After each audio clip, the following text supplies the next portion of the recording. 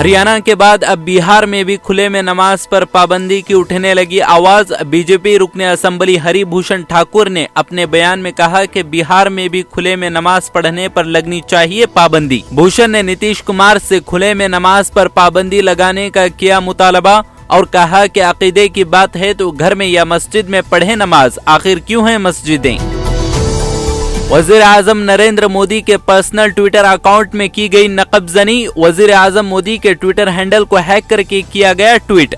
लिखा कि हिंदुस्तान ने सरकारी तौर पर बिटकॉइन को कानूनी तौर पर दे दी मंजूरी। इस शरारत भरे ट्वीट को फिलहाल हटा दिया गया और ट्विटर अकाउंट को दोबारा महफूज कर लिया गया। वजीर आजम के दफ्तर की जानिब से आज ही अलग सुबह दी गई ये मालूमात।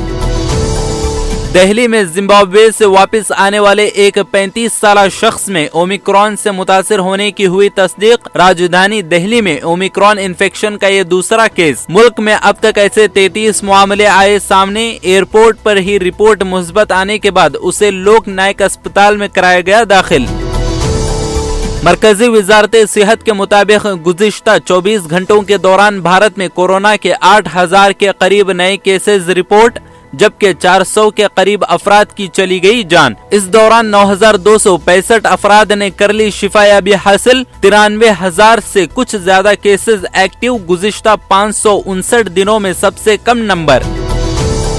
केरला में मलयालम के फिल्म डायरेक्टर और आरएसएस की हिमायत में आवाज उठाने वाले अली अकबर का ऐलान। कहा वो और उनकी बीवी इस्लाम मजहब छोड़कर हिंदू मजहब कर रहे हैं इख्तियार। अली अकबर ने इस्लाम मजहब छोड़ने की इंतहाई अजीब वजह बताई। सोशल मीडिया पर बिपिन रावत के हेलीकॉप्टर हादसे पर खुशी मनाने वालों की मुखालफत में छोड़ा इस्लाम।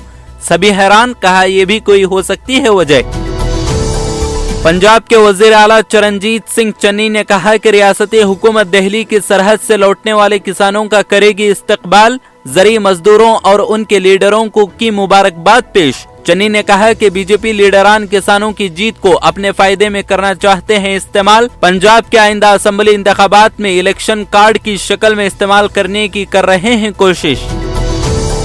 ओमिक्रॉन के मामलात में इजाफा और फैलाव के बढ़ते खदशात की बिना मुंबई पुलिस ने कल और आज के दिन दफा 144 कर दी नाफिज। 5 या इससे ज्यादा अफराद के जमा होने और रैलियों पर भी लगाई गई पाबंदी। Mumbai deputy commissioner of police की जानिब से जारी अहकामात थे जरूरी। अमरावती और दीगर इलाकों में पुरतशद्दुद मुजाहरों के पस मंजर में भी उठाया गया ये कदम। Karnataka Christian social welfare association के सदर हैरी डिसूजा की क़यादत में वफ्द ने रियासती अक़लियती कमीशन के चेयरमैन अब्दुल अजीम से मुलाकात करके एक याददाश्त की पेश। तब्दीली मजहब कानून जारी करने से पहले हुकूमत कमेटी दे तश्कील और ईसाइयों से मुतालिक कानून पर भी तबादले ख्याल करने का किया मुतालबा। ईसाई मजहबी मराकज़ पर हमलों के ताल्लुक से भी एक्शन की मांग। रियासत में हुए लेजिस्लेटिव काउंसिल इंतखाबात में 99.8% वोटिंग हुई दर्ज। 20 बल्दियाती इदारों से लेजिस्लेटिव काउंसिल की 25 सीटों के लिए हुई वोटिंग, जिसमें मुख्तलिफ अजला में वोटिंग का फीसद रहा बेहतर। गोकाक में 100% वोटिंग। रामदुर्गा, बेलगावी और अथनी तालुके में सिर्फ एक वोटर गैर हाजिर। बाकी तमाम तालुके जात में 100% हुई वोटिंग। भारत ने अफगानिस्तान में चैलेंजिंग इंसानी सूरत हाल की वजह से तिब्बी सामान की एक खेप काबुल रवाना की। तिब्बी सामान की खेप काम एयर के खुसूसी तैयारे के जरिए भेजी गई। सरकारी बयान के मुताबिक अद्वियात काबुल में आलमी इदारे सेहत WHO के नुमाइंदों के सुपुर्द की जाएंगी। काबुल शहर के इंदिरा गांधी चिल्ड्रन अस्पताल में की जाएंगी तकसीम।